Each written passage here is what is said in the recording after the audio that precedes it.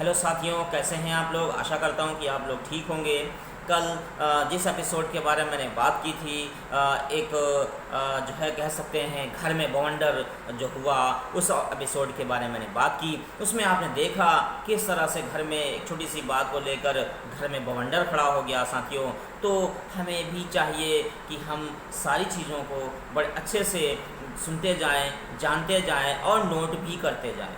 जब आप नोट करेंगे तो आपको ये होगा कि कभी किसी से आपको बताना होगा, जो बात मैंने बताई है आपको बताना होगा, तो आपके लिए काफ़ी आसानी होगी साथियों।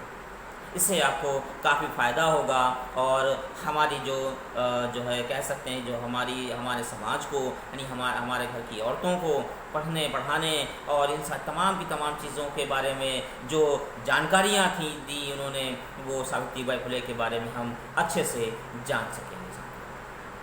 तो आज जिस एपिसोड के बारे में बात करने जा रहे हैं वो है अनपढ़ होने पर पछतावा।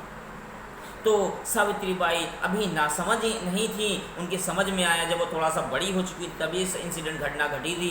तो समझ में आया कि आखिर पिताजी ने उन्हें क्यों डांटा। वह रोने लगी। यानी जब पिताजी ने उन्हें डांटा था, किताब बाहर फेंकने के लिए कहा, तो वो जो है रोने लगी साथियों, रोने लगी। और तब माँ ने उनसे चुप कराते हुए कहा, बेटा कभी भी किसी अपरिचित व्यक्ति से कुछ भी नहीं लेना चाहिए। देखिए कितने प्यारे अंदाज में उनकी माँ समझा रही हैं। देखिए सुनते जाइए साथियों, कितनी रोचक घटना है कि उनकी माँ बड़े प्यारे अंदाज में, बहुत अच्छे अंदाज में समझा रही हैं साथियों कि किसी अपरिचित व्यक्ति से हमें कुछ भी नहीं लेना चाहिए। उसमें कोई गलत चीज़ मिला रखी हो, लेकिन सावित्रीबाई फुले को उस किताब में कोई बुराई नहीं दिखी। इसलिए जब खंडो जी घर से बाहर चले गए तो वह बाहर जाकर तुरंत वह किताब उठा लाई। अकेले में बैठकर उसने उस किताब को उलट पलट कर देखा। उसमें सुंदर सुंदर रंगीन चित्र बने हुए थे। उसने किताब के पन्नों पर देखा कि एक जवान आदमी कहीं भेड़ चरा रहा है, कहीं से लोग हाथ बांधे पकड़े लिए जा रहे हैं। एक चित्र में वह आदमी एक सलीब ढोकर ले जा रहा है। और सलीब किसको कहते हैं, यानी जो क्रॉस होता है ईसाई धर्म के जो मानने वाले होते हैं, उनका जो चिन्ह है वो क्रॉस है। तो एक चित्र में वाले आदमी सलीब ढोकर ले जा रहा है, और एक चित्र को देखकर तो सावित्रीबाई की आंखों में आंसू आ गए। वो चित्र क्या था साथियों, इसको भी अभी जानते हैं। उस चित्र में वही जवान आदमी यानी सलीब पर टंगा हुआ है, उसके हाथों पैरों छाती से खून टपक रहा है। उस किताब में और भी बहुत सारे चित्र बने हुए थे, जो किताब ईसाई पादरी ने दी थी। जो है उनके नीचे कुछ लिखा हुआ था। क्या लिखा था, इसे काफ़ी कोशिश करने के बावजूद भी वह नहीं समझ पाई, और उन्होंने सोचा कि अगर स्कूल जाती तो शायद ज़रूर पढ़ सकती। ये उनके लिए बहुत ही परेशानी भरा और बहुत ही गमगीन वक्त था जब उनके साथ इस तरह की घटना घटी। इस तरह की घटना इसलिए घटी क्योंकि उन्होंने कभी स्कूल वो गई नहीं, क्योंकि वो उस दौरान उस समाज का जो ताना बाना बुना हुआ होता कि औरतें शिक्षा नहीं ग्रहण कर पाती साथियों, शिक्षा नहीं ग्रहण कर पाती थी, जिसके कारण औरतों को, जो हमारे घर की समाज की जो औरतें थीं, उनको कुछ भी नहीं मालूम होता था।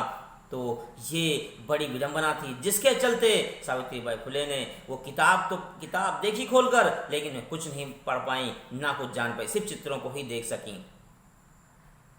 तो उन्होंने सोचा कि अगर स्कूल जाए शायद ज़रूर पढ़ सकती।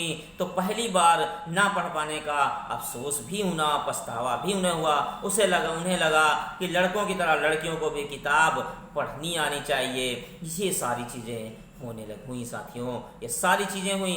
बिना पढ़े हुए कैसे जान सकती कि पुस्तक में क्या लिखा है, ये कैसे जान सकती कि पुस्तक में क्या लिखा है। तो इस किताब को फेंक देना चाहिए, लेकिन वह फेंकते नहीं बन रही थी, क्योंकि वो किताब को बार बार देख रही थी, लेकिन पढ़ नहीं पा रही थी।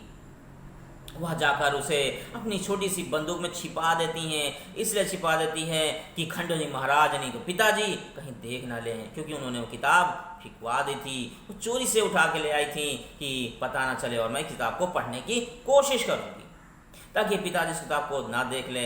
शाम को जब खंडो जी लौटे तो वह किताब नहीं दिखी जहाँ सावित्रीबाई फुले ने फेंका था। तो उन्होंने पूछा, सावित्री मासूमियत से बहुत प्यारे अंदाज में बात बड़ी अच्छे से वहीं थी और शायद कुत्ता उठा ले गया होगा। यह सुनकर सभी लोग ठहाका लगाकर हंस पड़े और खंडो जी ने दुलार से सावित्री बाई फुले को उठाकर अपनी गोद में उठा लिया। और इस तरह से ये जो अनपढ़ होने का जो उन्हें पछतावा था, तो ये आपको पता चला इंसिडेंट। इस इंसिडेंट में यानी इस घटना से हमें एक चीज़ पता चलती है कि हमें कोशिश करनी चाहिए कि अपने बच्चों को अच्छी से अच्छी एजुकेशन, अच्छी से अच्छी चीज़ें हम सिखा सकें, जिससे क्या होगा, जिससे हमारे घर के और बच्चों के जो काफ़ी कुछ चीज़ें सही नहीं हैं वो सही हो जाएंगी और इस तरह से बच्चे अच्छा ज्ञान अर्जन कर सकेंगे। साथियों, तो आज का एपिसोड यहीं पर मैं ख़त्म कर रहा हूँ। कल जो नेक्स्ट एपिसोड होगा उस एपिसोड के बारे में बात करेंगे और आगे आगे जैसे जैसे ये कहानी जैसे जैसे बढ़ रही है उस तरह से इस कहानी में और भी रोचकता बढ़ती चली जा रही है, क्योंकि जैसे जैसे हम उनकी ज़िंदगी से जुड़ी हुई घटनाओं को जान रहे हैं तो उससे हमें और भी बातें मालूम होती चली जा रही हैं साथियों, मालूम होती चली जा रही हैं। थैंक यू साथियों।